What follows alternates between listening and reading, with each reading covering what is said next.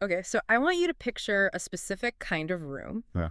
It's dark, glowing with all these LED monitors, and it's just filled with 20-somethings who are completely obsessed with the art of digital combat. Right. These are game design students. Exactly. They spent their entire lives mastering headshots in Call of Duty, executing frame-perfect combos in Street Fighter, and Yeah. just causing absolute mayhem in Grand Theft Auto. And they're not just playing them, right? They're Mm. dissecting them. They're studying the geometry of a satisfying explosion. Yes. Their whole dream, the reason they're paying tuition, is to build the next blockbuster. They want to make the next God of War, the next Elden Ring. They want to create adrenaline. Okay, I'm with you. Now imagine walking into that room, clearing your throat, and telling them, okay, everyone, listen up. For your major semester project, the thing that will define your grade, you are going to make a game about world peace. Wow. That sounds less like a syllabus and Yeah. more like Yeah. a declaration of war against the students. It sounds like a total disaster waiting to happen. But that is exactly the scenario we're unpacking today. We are looking at this really fascinating study called a pedagogical experiment involving game design students in producing non-violent serious games. It's a study by Julian Alvarez, Damien Jaudy, and Sandy Luchard. And honestly, while it sounds like, an education paper, it's actually more like a psychological thriller about motivation. It is. It's about how you trick people who are obsessed with violence into caring about peace. Or, if you even can. So the mission for this deep dive is to figure out how these researchers tried to hack the brains of these hardcore gamers.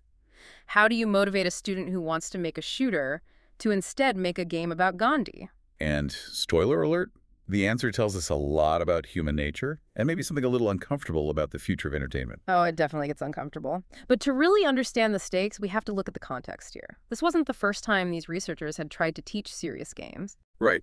And serious games is a specific term we should probably define. Yeah, it's not just about games that are like summer or sad. No. In the industry, a serious game is a game designed for a purpose other than pure entertainment. So think of like a flight simulator for pilots, or a math game for second graders, or maybe a health game for stroke rehab. It's a tool first, a toy second. Exactly. Okay, so previously, the researchers had run this same kind of course, but with engineering students. Yes, and this is the crucial distinction. When they asked software engineers or like meteorology students to make a serious game, those students loved it. They thought it was a blast. Yeah. Because for an engineer, making any kind of game is a fun break from differential It's equations. a novelty. It's like getting to play with Legos during a physics lecture. Yeah. But when they tried the same curriculum with actual game design students, the people at Rubica Supinfo Game in France, it was a catastrophe. Because for a game design student, making a math game isn't a fun break. It's an insult. It's the bottom of the barrel. Yeah. You don't understand the hierarchy in the gaming world. To an aspiring designer, serious games are seen as low budget, aesthetically ugly, and just boring. Edutainment. It's edutainment. It's where you go when you fail to get a job at a real studio. So asking them to make a serious game is like asking a gourmet chef to go flip burgers at a drive-thru. They feel like it's beneath them. Precisely. Mm. And the researchers found that these students had this massive mental block. They prioritized fun above all else, and they just didn't believe a serious game could be fun. Okay, so the researchers have a problem. They have to teach this concept, but their students are completely hostile to it. Right. So before we get into their solution, which I think is kind of genius, we need to clarify some terms the paper uses, because they pivot from serious games to something else. Yeah, to serious modding. This is the key. They realized they couldn't just ask students to build some, bad educational game from scratch. They had to change the definitions. Walk us through the three concepts they used. Okay, so concept one is the standard serious game we just talked about. Utilitarian. Boring. Got it. Concept two is serious diverting. Serious diverting. That sounds a bit more mischievous. It is. The researchers use a term from rhetoric called catachresis, which basically just means using a tool for something other than what it was made for. Like using a wrench to hammer in a nail because you can't find your hammer. Exactly that. And in gaming, the classic example is Angry Birds. Angry Birds. The game where you fling birds at pigs. How is that serious? Well, it wasn't designed to be, but physics teachers realized the game had a really consistent gravity engine. Huh. So they started using Angry Birds in classrooms to teach things like trajectory and momentum.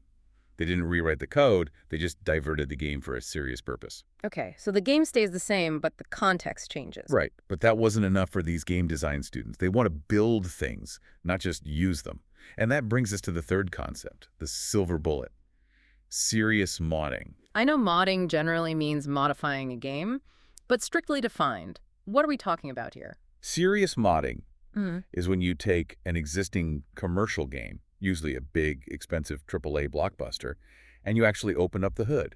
You rewrite parts of the code, you change the graphics, you alter the rules to create something entirely new, but inside that engine. The source mentions a really specific example of this, Escape from Woomera. That is a legendary example. Yeah. So back in 2003, a group of activists took the engine for Half-Life. Which is that famous sci-fi shooter, right? Killing aliens with crowbars. That's the one. And they modded it.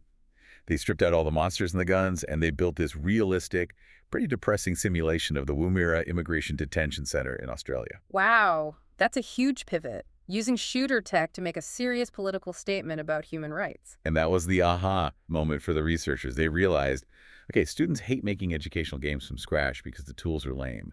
But what if we let them mod a blockbuster engine like Skyrim or StarCraft that appeals to their ego? It becomes a technical flex. Can you hack this professional-grade software? Exactly. So let's look at the experiment setup. It's the 2012-2013 school year at Rubica Supinfo game. They partner with this association called Nonviolence 21. They have a class of second-year students, and they implement 3 specific interventions to try and hack that student motivation. Okay, so intervention 1 is what we just touched on, the tech fix. Right. They told the students, you don't have to use Flash. You don't have to use some clunky educational software. You can use the creation kit for the Elder Scrolls v Skyrim. You can use the StarCraft 2 editor, Civilization V.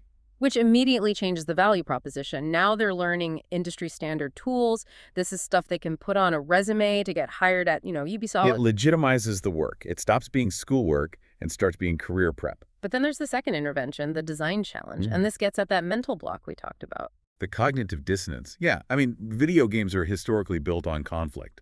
Hit points, damage, enemies, winning, losing. It's all very binary. You dominate or you die. Right. So the theme of nonviolence feels inherently wrong to a gamer. It feels like you're just removing the gameplay. If I can't shoot and I can't punch and I can't blow stuff up, what am I actually doing? That's the question. So instead of framing nonviolence as a moral lesson, which would just feel preachy, the researchers framed it as a hardcore design constraint. Oh, They essentially said, we dare you. Can you take a hyper-violent engine like Skyrim, which is designed solely for killing dragons, and force it to play non-violently? Is your design skill strong enough to solve that puzzle? That is so clever. It turns a moral issue into a mechanics issue. It gamifies the assignment itself. And then the third intervention, the prestige fix. The glory factor. They told the students this wasn't just for a grade. Their final projects would be entered into an international competition, the eVirtuosos Awards, happening in June 2013. So suddenly, there are real stakes. There's an audience. Trophies. And probably most importantly for a 20-year-old trying to break into a competitive industry, there's validation. Winning an international award looks incredible on portfolio. So the trap is set. You've got the cool tech, the difficult puzzle, and the shiny trophy. Let's talk results. Did the quality actually improve compared to those previous years where everyone hated it? Oh, it skyrocketed. The researchers noted that in previous years, projects were often unfinished or very simple. This time, the students produced near-final prototypes. I mean, with complex scripting and high production values, they went all in. Let's dig into the actual games they built, because this is where we see how they solved that non-violence design puzzle. The first group took on Civilization V. Right, Civilization, the ultimate empire-building game. Usually you win by researching tanks and just crushing other nations. It's about expansion and domination. And usually if you play against the AI, it turns into a bloodbath eventually. Inevitably. So this group created a mod called the Nonviolent Challenge. They cast the player as Gandhi, leading India. Which is actually a funny inside joke in gaming culture, isn't it? Because of that bug in the original Civilization that made Gandhi super aggressive and nude happy. Exactly. Nuclear Gandhi is this huge meme. So playing a truly pacifist Gandhi is already subverting expectations. The mod pits you against Catherine of Russia, who is militarily superior and very aggressive. But, and this is the key, the mod changes the rules. You literally cannot use military units to attack. The fight command is disabled. It's gone. So if you can't fight, and Catherine is coming for you with muskets and cannons, how do you not lose immediately? You have to use the game's diplomacy and culture systems. You have to negotiate trade deals, form alliances, use soft power, basically anything to contain Catherine's expansion. They turned a war strategy game into a high-stakes diplomatic puzzle. I actually really like that. It forces you to engage with systems you might usually ignore in favor of just building a bigger army. For sure. What about the next one? StarCraft 2. But this one is even harder. I mean, StarCraft is a fast-paced, real-time strategy game. It's arguably the most competitive, violent esport in the world. It's Space Marines versus aliens versus Zerg. The core verb of the game is destroy. Everything in that engine is built to kill. So how do you make that non-violent without just breaking it? I have no idea. The group created a mod called Intervention. You play as UN Blue Helmet Peacekeepers. No way. That's brilliant. It's a complete inversion. In normal StarCraft, you want to close the distance to the enemy to eliminate them. In Intervention, your goal is to keep two AI armies, a civilian population, and an oppressor force apart. So you deploy units to create buffer zones. Exactly. You're basically playing a human shield simulator. You have to manage the tension. If the armies get too close, fighting breaks out and you fail. You have to hold the line until a peace treaty progress bar fills up. So it changes the game from a race to kill into a desperate struggle to preserve space. That's it. It sounds incredibly stressful, but mechanically really distinct, almost like a crowd control game. Okay, and then the third one, which I think was the most narrative-heavy, was based on the Elder Scrolls v. Skyrim. This was called Voice of Peace. Right. Skyrim. Fantasy RPG. Swords, magic, dragons. Usually you solve problems by hitting them with an axe until they stop moving. Right. So the students built a scenario where a village is trapped between two rival clans getting ready for a massive battle. And the player's objective is to prevent that battle from ever happening. How? By standing in the middle and shouting. By theft and persuasion. They combine stealth mechanics with dialogue. The player has to sneak into the war camps using the game's existing stealth systems. But instead of assassinating the leaders, you steal the weapons stockpiles so the soldiers can't fight. Oh, that's clever. It's the thief archetype, but for a pacifist cause. And then you use the dialogue trees to persuade the leaders to stand down. It's a mix of sabotage and diplomacy. Okay, so looking at these three examples, Civ, StarCraft, Skyrim, it seems like a massive success. The games work, they fit the nonviolence theme, they look great, experiment successful, everyone learned a valuable lesson about peace, right? You would think so. It sounds like a heartwarming movie ending. But this is where the researchers pull the curtain back and ask the students, what actually motivated you?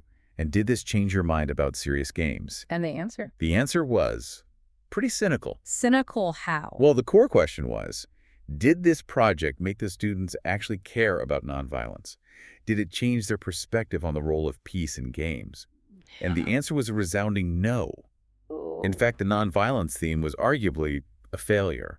The data showed that only 6 out of the 20 students said they would ever consider using nonviolent mechanics again. Only 6 out of 20, even after they successfully built these cool prototypes. Yep. Many of them found the theme antagonistic to the industry they loved. They described nonviolence not as a feature, but as a negation of gameplay. A negation? That's a really strong word. It implies that by taking away violence, you're not adding peace, you're just subtracting fun. That's exactly it. They felt that without conflict and combat, the interaction loop just felt empty. It was cognitive dissonance all the way down.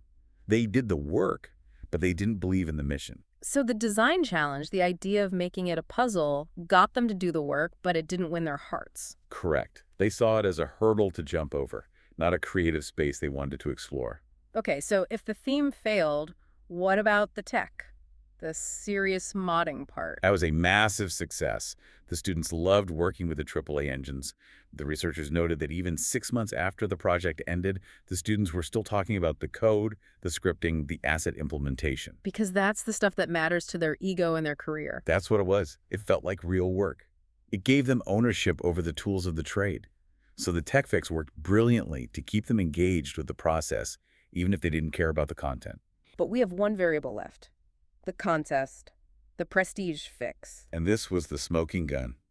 The researchers concluded that the extrinsic motivation, the desire for external validation for the award, was the single most powerful driver. How can they be so sure it wasn't just the cool technology? because of what happened to the groups that didn't get Oh, nominated. what happened to them? The deadline passed.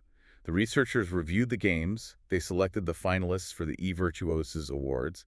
The groups that were not selected immediately abandoned their They project. just dropped them cold. Just walked away. They didn't polish them. They didn't fix bugs. They didn't put them in their portfolios. No trophy, no effort. Wow. That is brutal. It is. Meanwhile, look at the success story. The Civilization V group, they were nominated. And because of that nomination, they worked overtime. They polished the game. They released it on Steam. And it got over 2,000 unique visitors, 192 active players. All fueled by the prospect of winning that award. The researchers found a really clear hierarchy of motivation. First, the contest, or glory. Second, the technology, or skills. And a distant third, the theme, or peace. It's a little depressing, isn't it? We want to believe that these creative students were inspired by the challenge of depicting peace, but really they just wanted to play with the big boy tools and win a shiny prize.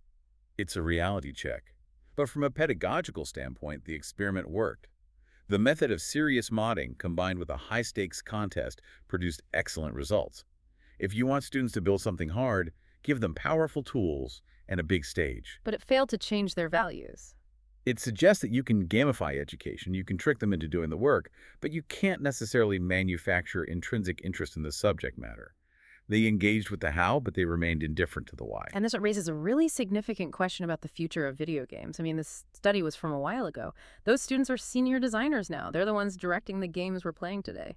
And that brings us to the provocative thought the researchers left us with. They noted that these future creators struggled to see nonviolence as anything other than the absence of fun. They couldn't conceive of peace as an active, thrilling mechanic. It was just not shooting. And if the people building our digital worlds view peace as boring, Then we're doomed to an endless cycle of digital war. If the architects of our virtual realities believe that conflict is the only source of dopamine, then our games will never evolve beyond just point and shoot. it really highlights a failure of imagination, doesn't it? A massive one. The students proved it is possible. They made the StarCraft buffer zone mechanic, they made the Civ diplomatic puzzle, but they didn't value what they made. They didn't see it as a future. They saw it as a constraint they had to suffer through to get the trophy. It's like we've trained a generation of chefs who only know how to cook with chili peppers. And if you ask them to make a dessert, they panic and say, but it's boring without the heat. It has no kick. That is the perfect metaphor.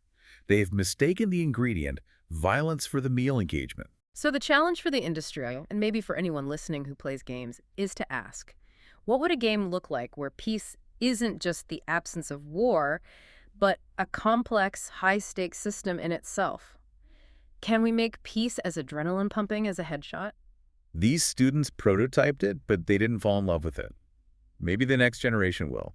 Or, maybe we just need to change the incentives. It really forces you to look at your own work, doesn't it? Are you doing it for the mission? Or are you just doing it for the cool tools and the trophy on the shelf? In this case, the trophy definitely won. The trophy one. But hey, at least we got a pacifist Gandhi out of it. That we did. That's all for this deep dive into the paradoxical minds of game design students. Thanks for listening, and we'll catch you on the next one.